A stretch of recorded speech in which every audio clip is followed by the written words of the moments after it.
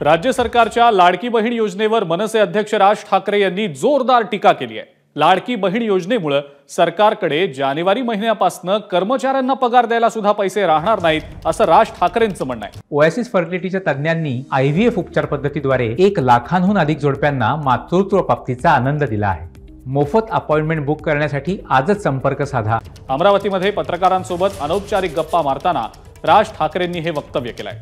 शेतकऱ्यांनी मोफत वीज द्या म्हणून कधीच आंदोलन केलं नाही, तरीही सरकारने मोफत वीजेची घोषणा का केली असा सवालही राज ठाकरेंनी विचारला।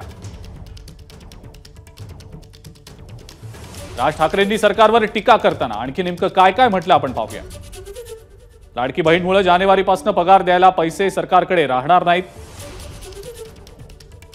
महिलांना सक्षम करायचं असेल तर त्यांच्या हाताला उद्योग द्या।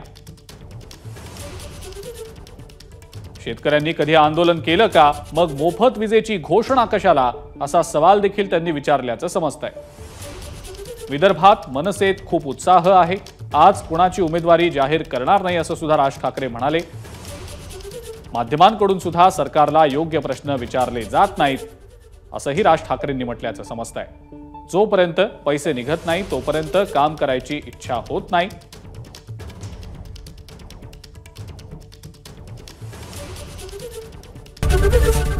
एबीपी माझा, उघडा डोळे बघा नीट।